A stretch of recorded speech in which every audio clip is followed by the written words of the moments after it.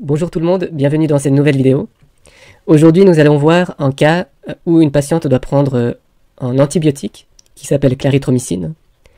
C'est un antibiotique qui peut avoir beaucoup d'interactions avec d'autres médicaments. Donc c'est pour ça qu'il faudra être attentif pendant la simulation d'entretien entre le pharmacien, la pharmacienne et le patient ou la patiente. Alors nous allons construire un dialogue de façon interactive avec ChatGPT. Donc la patiente vient avec une ordonnance pour de la clarithromycine. C'est la première fois qu'elle prend ce médicament. Il y a des interactions avec d'autres médicaments qu'elle prend en parallèle. Donc c'est ce que j'ai demandé à l'intelligence artificielle. Dans ce dialogue, moi je dois jouer le rôle du pharmacien et l'intelligence artificielle, celui de la patiente. Voilà. Donc je vais commencer par la première réplique. Bonjour madame. En quoi puis-je vous aider?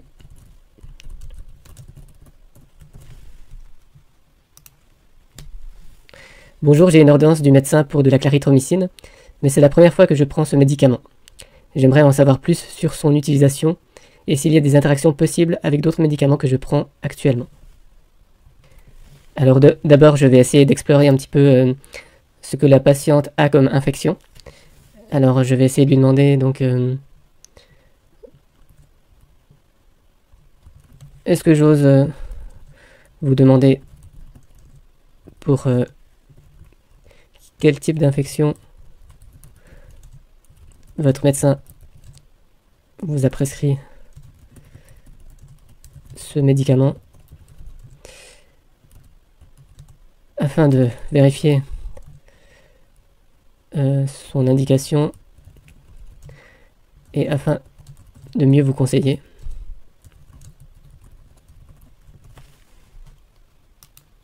Alors bien sûr, mon médecin m'a prescrit la clarithromycine pour traiter une infection des voies respiratoires supérieures.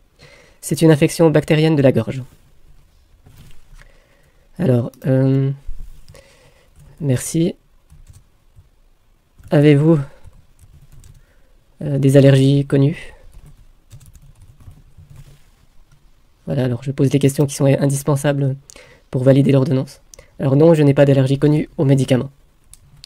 Alors, je vais lui demander aussi si elle est enceinte ou allaitante. Êtes-vous enceinte ou allaitante?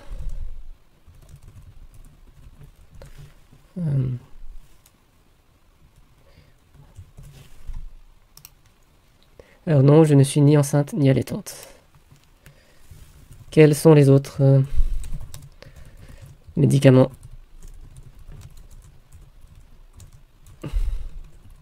que vous prenez? Je prends actuellement quelques autres médicaments. En plus de la clarithromycine, je prends de l'ibuprofène occasionnellement pour la douleur, de l'amlodipine pour la pression artérielle et de la torvastatine pour le cholestérol. Y a-t-il des interactions possibles avec l'un de ces médicaments et la clarithromycine que je devrais prendre en compte? Alors on voit qu'il y a des interactions, notamment avec la torvastatine et l'amlodipine, il me semble. Je vais juste vérifier donc les interactions. Alors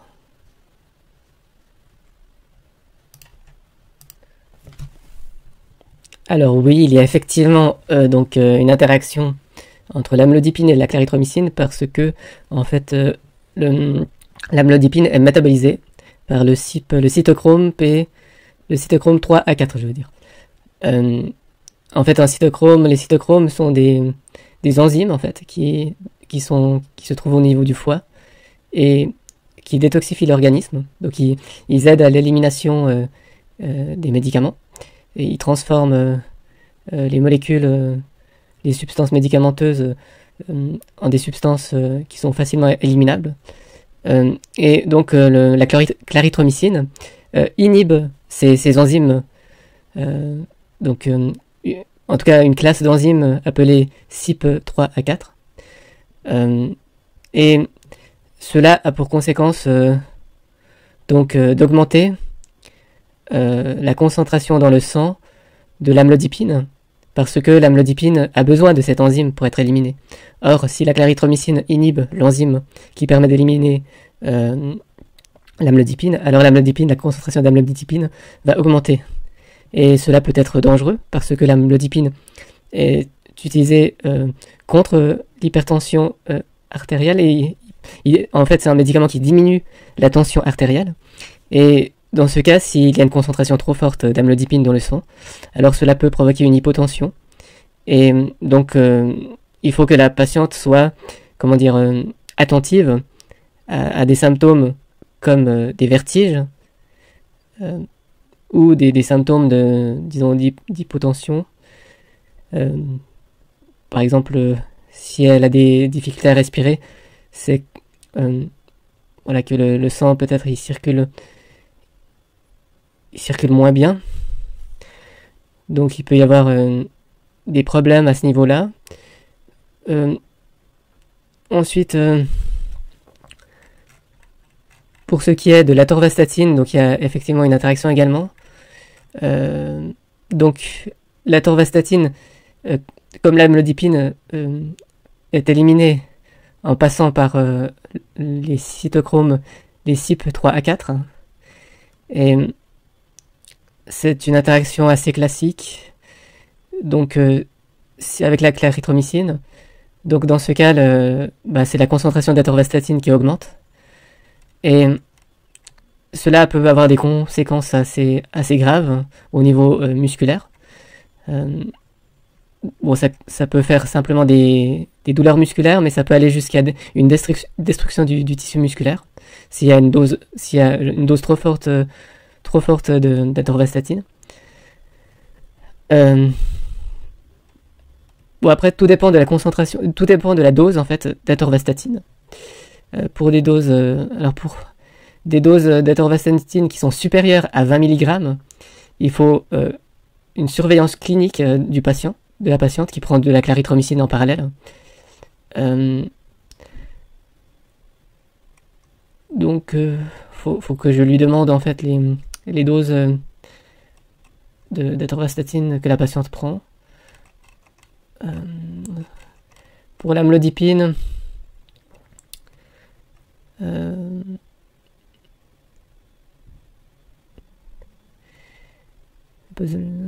posologie des inhibiteurs calciques sera diminuée si nécessaire. Donc, il est possible de prendre la clarithromycine avec l'amlodipine, à condition de surveiller, disons, la tension artérielle. Et si la tension artérielle est trop basse, alors il faudra diminuer les doses d'amlodipine. Alors je vais demander à la patiente,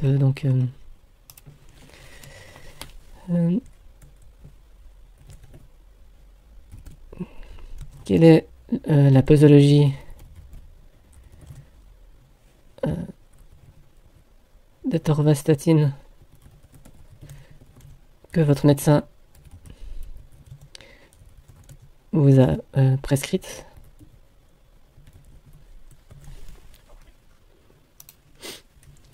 Mon médecin m'a prescrit 10 mg d'atorvastatine par jour pour contrôler mon taux de cholestérol. Alors 10 mg, donc c'est inférieur aux 20 mg, donc le risque est assez limité dans ce cas-là. Donc je vais dire à la patiente, il y a une interaction entre la clarithromycine et l'atorvastatine.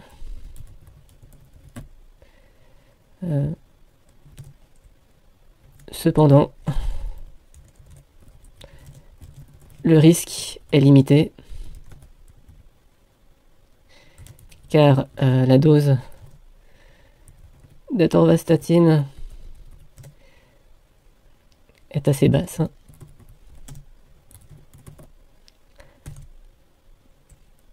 Veillez toutefois à rester attentive à des symptômes comme des douleurs musculaires,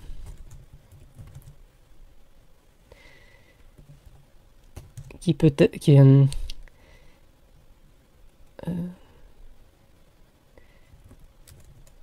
peuvent être provoqués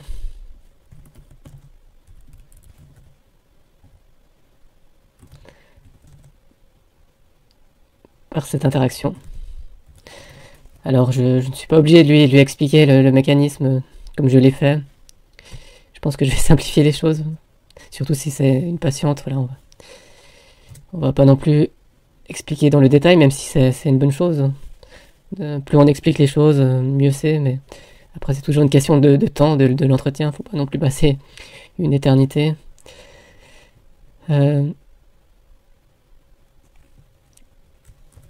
Si de tels symptômes se manifestent, contactez immédiatement votre médecin. Il y a également une interaction entre la clarithromycine et l'amlodipine. Cette interaction peut augmenter l'effet de l'amlodipine et ainsi provoquer une hypotension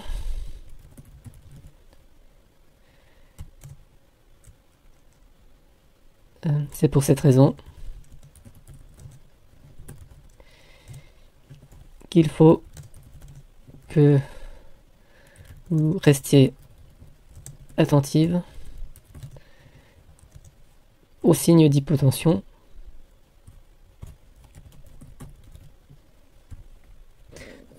Comme par exemple des vertiges, des essoufflements,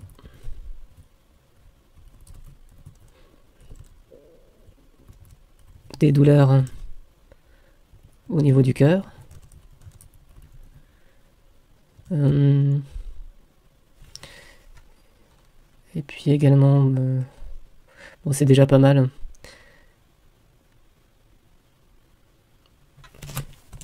et de la fatigue. Voilà.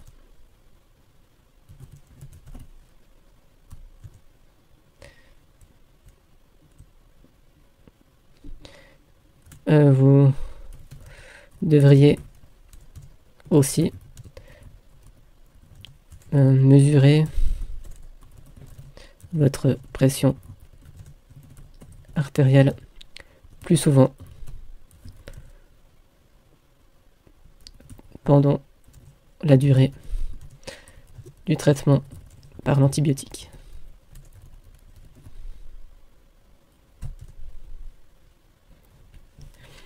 Une tension artérielle inférieure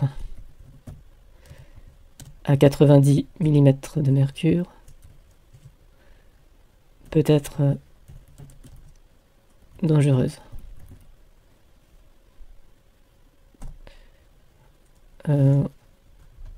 90 mm de mercure, donc tension artérielle systolique bien sûr.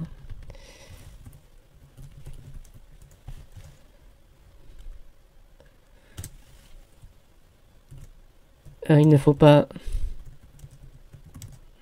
non plus que la tension artérielle diastolique soit inférieure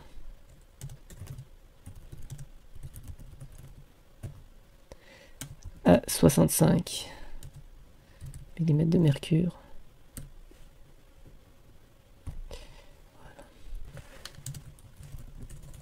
Contactez immédiatement votre médecin si ces signes d'hypotension apparaissent.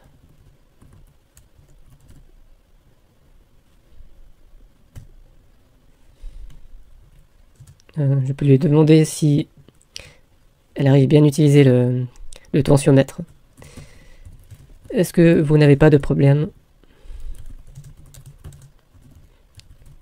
pour utiliser votre tensiomètre?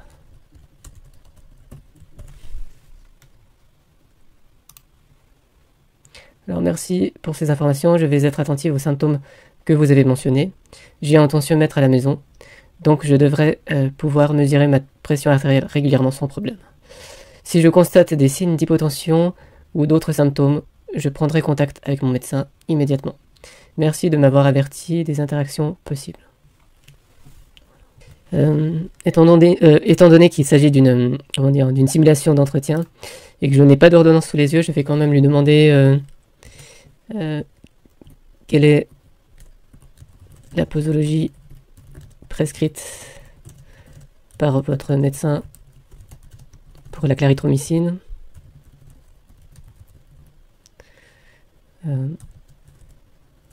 Et quelle est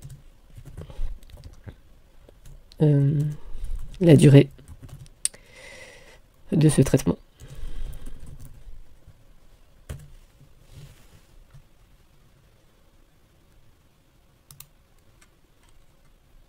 Alors mon médecin m'a prescrit de prendre de la clarithromycine 500 mg 2 fois par jour, matin et soir. Le traitement doit durer pendant une semaine. Ok. Alors, c'est une posologie donc qui est correcte. D'accord. Alors, cette posologie est tout à fait correcte.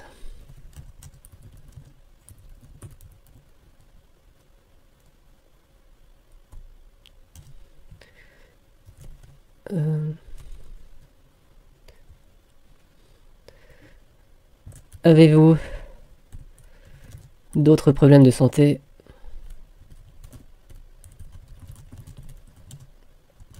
à part ceux que vous avez mentionnés?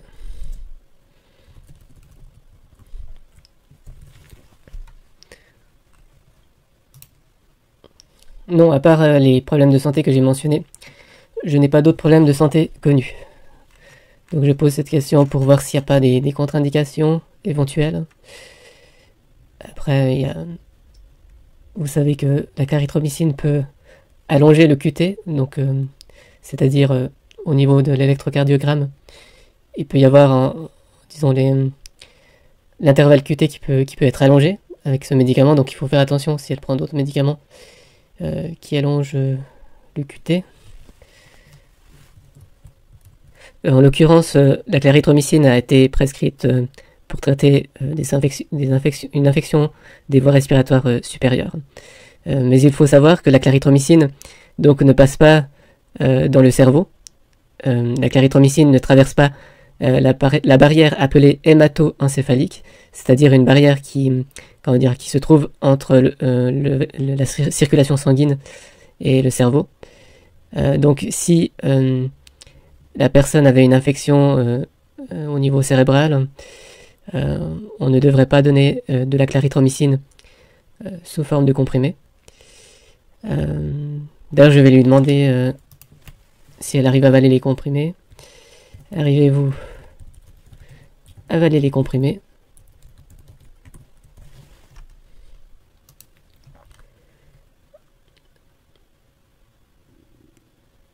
Oui, je n'ai généralement aucun problème à avaler les comprimés. Je les prends avec un peu d'eau et cela se passe bien.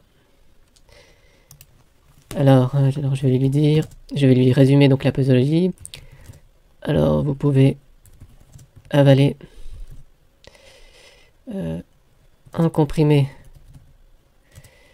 de clarithromycine 500 mg matin et soir. Il faut garder un intervalle de 12 heures entre les prises. Je vais rajouter, donc c'était pendant une semaine, hein, c'est bien ça. Je vais juste... voilà. Le traitement doit durer pendant une semaine. Pendant une semaine. Donc puisqu'il y a 2 comprimés par jour, alors pendant une semaine c'est 7 jours, donc 2 fois 7, 14. Donc il faut à la patiente 14 comprimés. Donc il faut faire attention à ça. vous pouvez avaler les comprimés avec ou sans repas.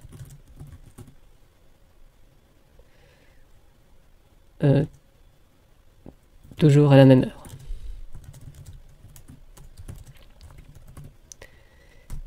Et je rajoute, il est important de bien respecter la posologie, de prendre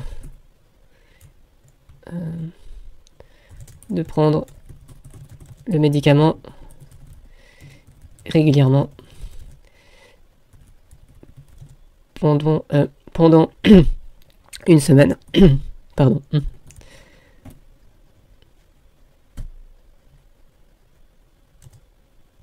Et ne pas dépasser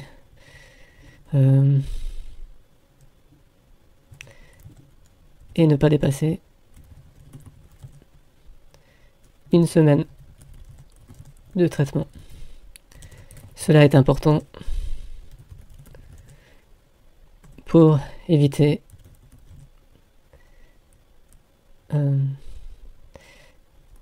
la résistance des bactéries à l'antibiotique.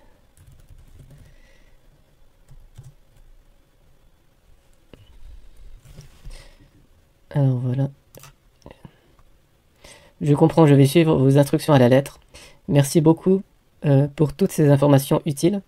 Si j'ai d'autres questions ou préoccupations pendant le traitement, je n'hésiterai pas à vous contacter. Alors, l'objectif du traitement est d'empêcher une aggravation de l'infection et d'éliminer les bactéries responsables de vos symptômes.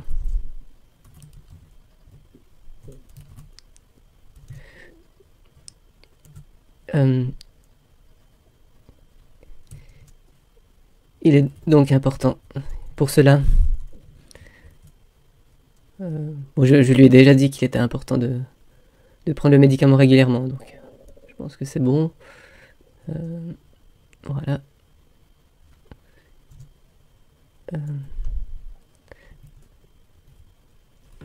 Avez-vous des médicaments contre les maux de gorge?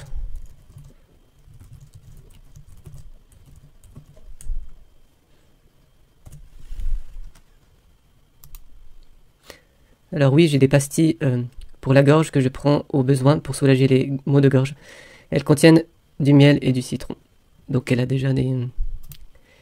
Voilà. Donc elle a déjà un médicament pour calmer les maux de gorge. Donc c'est déjà pas mal. Je vais pas lui proposer autre chose. Alors... Tac. Alors, en ce qui concerne les effets indésirables, donc la clarithromycine peut provoquer parfois des nausées, de la diarrhée, des maux de tête, de la fatigue.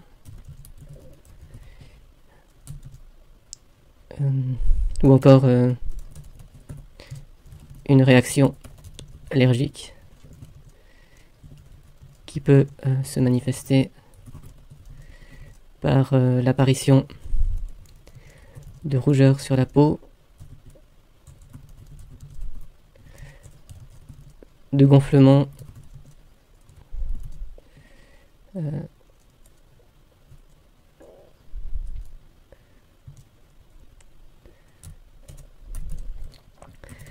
si ces effets indésirables sont persistants ou intenses, contactez immédiatement votre médecin En cas de diarrhée, il est important de bien vous hydrater.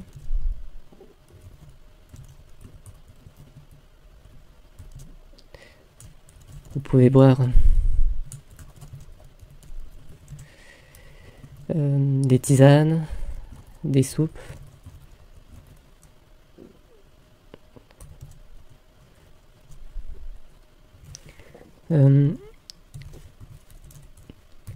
Si ces diarrhées sont légères, vous pouvez passer à la pharmacie, prendre un traitement sans ordonnance.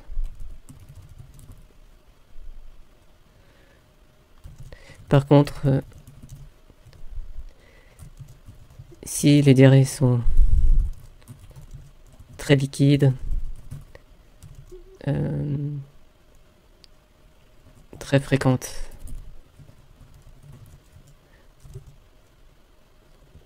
avec notamment du sang, contactez immédiatement votre médecin, car cela peut être le signe de l'apparition d'une bactérie résistante. Je pense notamment au Clostridium difficile, qui peut apparaître suite à la prise d'un antibiotique. C'est une bactérie, voilà, qui agit au niveau gastro-intestinal et qui peut provoquer de graves diarrhées. Le Clostridium difficile peut, disons, entraîner une colite pseudo-membraneuse. C'est une sorte de diarrhée sévère, donc qui se manifeste par l'apparition de débris de cellulaires, de mucus. Il y a aussi des cellules, donc c'est une inflammation du côlon. C'est quelque chose qui peut être assez grave, qui peut, dans certains cas graves, nécessiter une intervention chirurgicale. Dans de rares cas, la clarithromycine peut provoquer une réaction grave de la peau.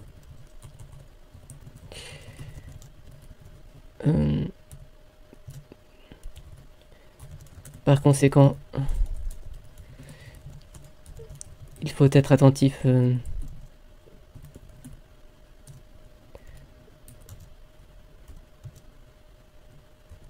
à toute apparition de symptômes anormaux sur la peau.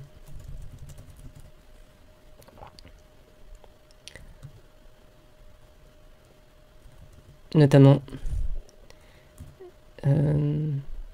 si les symptômes s'étendent.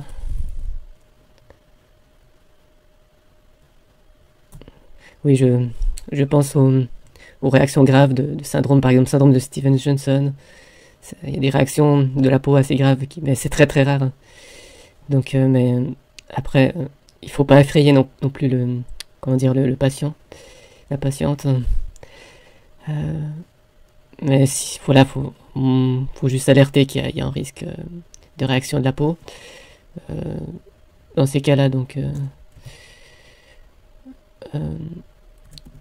dans ce cas, contactez immédiatement un médecin. Alors il y a aussi un autre effet indésirable, très rare, ou rare, ou ouais, très rare.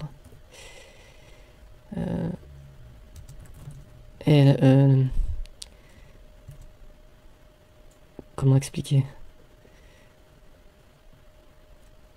l'apparition ou la manifestation de palpitations et de vertiges. Alors, si vous ressentez des anomalies au niveau du cœur, contactez immédiatement votre médecin. Voilà, alors là quand je lui parle de cela, je pense à l'allongement du QT qui peut être provoqué par la clarithromycine. Donc c'est un médicament pour lequel il faut faire attention. Si jamais il y a un site internet qui s'appelle Credible Meds, et sur ce site internet vous pouvez voir les médicaments qui sont responsables d'allongement du QT, c'est-à-dire voilà, en fait le QT c'est un intervalle sur l'électrocardiogramme, et voilà, cet allongement du QT peut provoquer des palpitations graves, donc ça peut provoquer une mort subite même. C'est particulièrement important de faire attention à cet effet indésirable lorsque l'on associe la clarithromycine à d'autres médicaments qui allongent le QT, ou alors à des personnes qui sont à risque d'allongement du QT. Par exemple, les personnes qui ont des carences en potassium ont un risque plus élevé d'allongement du QT. Pour préciser, l'allongement du QT peut conduire à une arythmie, que l'on appelle torsade de pointe. Et voilà, ces torsades de pointe peuvent conduire à des vertiges ou des évanouissements. Et parfois, cela peut conduire à une fibrillation ventriculaire et un arrêt cardiaque. Donc c'est pour cela qu'il faut faire attention avec ces médicaments qui allongent le QT. Après, il faut voir les facteurs de risque aussi, s'il y a des interactions, etc. Les gens qui ont des problèmes cardiaques aussi, il faut faire attention avec les personnes qui ont des problèmes cardiaques déjà, comme par exemple les personnes qui ont une insuffisance cardiaque, ou d'autres problèmes, il faut voir aussi. Donc, problèmes électrolytiques, ça peut provoquer des problèmes d'allongement du QT.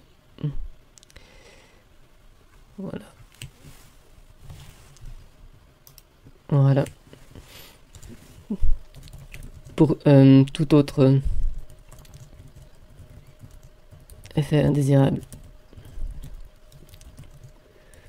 contactez la pharmacie, notre pharmacie,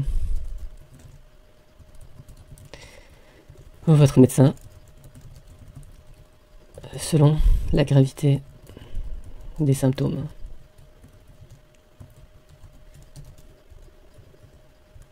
Voilà, je vais répondre cela. Je vous remercie pour toutes ces informations détaillées. Je vais être très attentive à tout effet indésirable qui pourrait se manifester pendant le traitement. Si je ressens des symptômes graves ou persistants, je contacterai immédiatement mon médecin. Je comprends l'importance de suivre ces recommandations pour assurer un traitement sûr et efficace. Voilà. Donc, ensuite, on pourrait aussi parler de... Bon, on a parlé des effets indésirables. Je crois que c'est déjà pas mal tout ce qu'on a expliqué. C'est même beaucoup. En pharmacie, on a rarement le loisir de donner toutes ces explications. Mais c'est quand même important de les avoir en tête en tant que pharmacien. Alors, après on a parlé... Donc, qu'est-ce que... Je pourrais lui donner des conseils. Des conseils non médicamenteux. Alors, je vous conseille aussi de boire suffisamment d'eau et de tisane pour fluidifier le mucus au niveau des voies respiratoires. reposez-vous bien.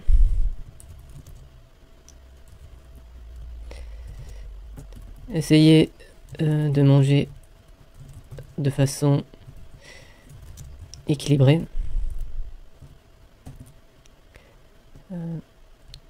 Malgré la maladie.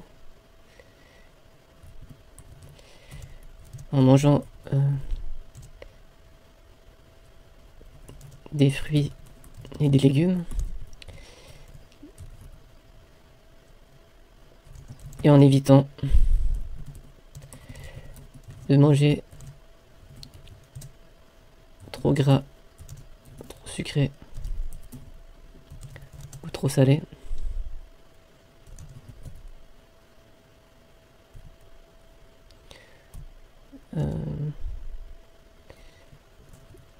Il est aussi possible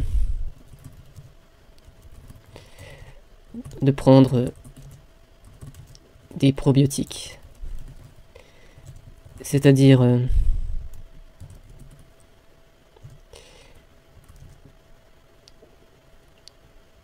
des bonnes bactéries qui vont régénérer la flore intestinale.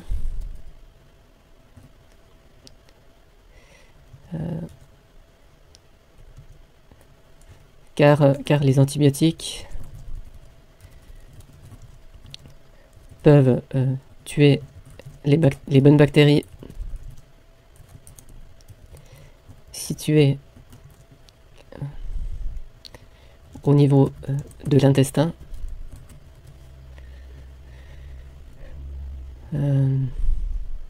Voilà.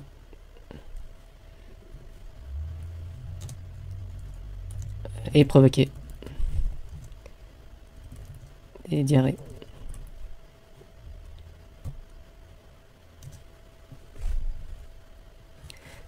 Des vitamines C et du zinc peuvent renforcer votre système immunitaire.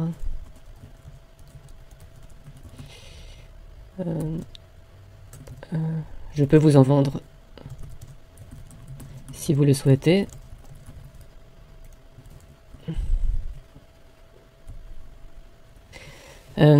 Alors il faut savoir que ces bactéries qu'on dit bonnes, donc les bonnes bactéries qu'on dit au niveau de l'intestin, ce sont des bonnes bactéries parce qu'elles protègent en fait des pathogènes. Il y a une compétition entre les bactéries pathogènes et les bactéries qui ne provoquent pas de maladie. Elles se nourrissent de certaines substances dans notre intestin. Les bactéries aussi, elles décomposent les aliments, elles permettent de dégrader les fibres alimentaires. Donc, en quelque sorte, elles nous aident voilà, à nous maintenir en forme. Il y a aussi des bactéries qui produisent des vitamines. Voilà, c'est important d'avoir cette flore. On appelle ça une flore bactérienne, donc, ou bien microbiote. Voilà, on a besoin de ces bactéries pour voilà, pour avoir un équilibre très important pour la santé. Alors ensuite, je vais lui répondre ça alors. Merci pour tous ces conseils supplémentaires. Je vais certainement boire suffisamment d'eau et essayer de manger de manière équilibrée. Je suis ouverte à l'idée de prendre des probiotiques, de la vitamine C et du zinc pour soutenir mon système immunitaire. Pourriez-vous me donner des informations sur les produits disponibles et leur prix, s'il vous plaît? Alors, en ce qui concerne les probiotiques, je vous recommande les Lactibiane ATB.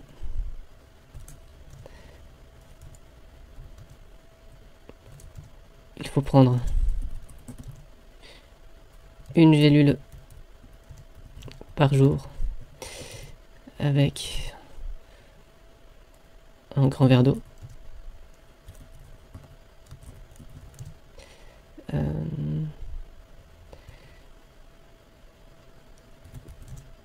avant un repas. Pendant 10 jours.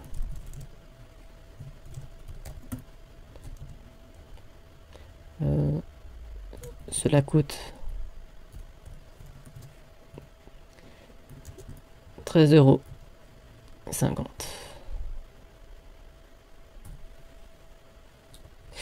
Bon, pour les... je vous recommande également les comprimés effervescents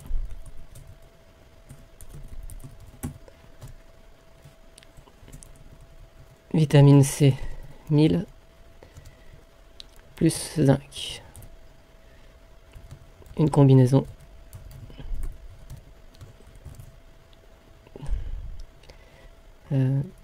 des deux éléments.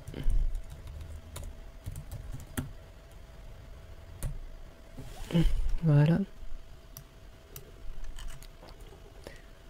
Alors les lactibiane ATB et les comprimés effervescents vitamine C 1000 plus zinc semblent être une bonne option pour renforcer mon système immunitaire. Combien coûtent les comprimés effervescents et comment devrais-je les prendre? Alors vous pouvez dissoudre un comprimé effervescent dans de l'eau, dans un verre d'eau, et boire une fois par jour.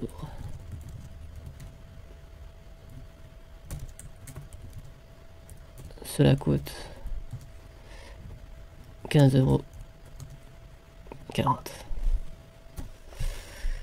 Voilà.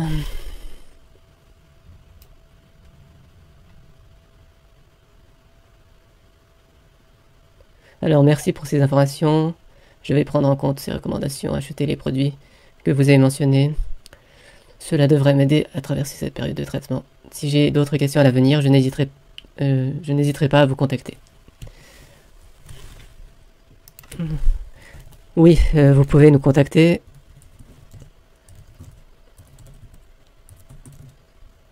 Si vous avez des questions ou des inquiétudes, nous sommes là pour vous répondre. Si vous constatez que votre infection s'aggrave et qu'il apparaît de nouveaux symptômes,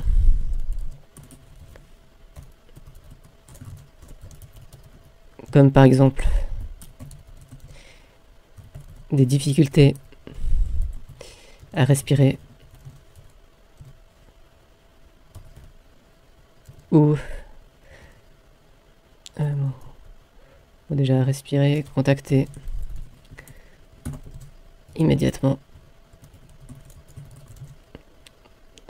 votre médecin. Voilà, j'allais mettre des difficultés à respirer ou à avaler, parce que voilà, s'il n'arrive plus à avaler la nourriture, c'est aussi problématique. Mais bon, déjà respirer, c'est assez important. Donc, en général, quand on a une infection des voies respiratoires, c'est cela à quoi on pense en premier. Donc, c'est très important donc d'être vigilant. Qu'est-ce que je pourrais dire d'autre? Pour l'instant, c'est pas mal. Voilà. Je vous remercie, je sais maintenant quoi faire en cas de besoin. Merci pour toutes vos précieuses informations et votre soutien. Je vais commencer mon traitement et suivre vos conseils pour rester en bonne santé. Je vous en prie. Avez-vous des questions ou des préoccupations?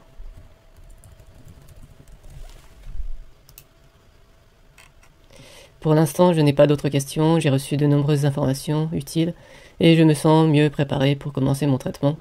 Je vous remercie encore une fois pour votre aide et vos conseils. Si j'ai besoin de quelque chose à l'avenir, je n'hésiterai pas à vous contacter. Très bien. Alors, je vous souhaite une excellente fin de journée Prenez soin de vous. Au revoir.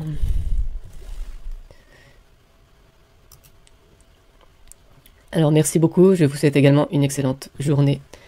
Prenez soin de vous aussi. Au revoir. Voilà. Alors j'espère que voilà, cette vidéo vous aura plu. Je vous souhaite également une bonne santé, de bien prendre soin de vous. Alors au revoir et j'espère à bientôt. Au revoir tout le monde.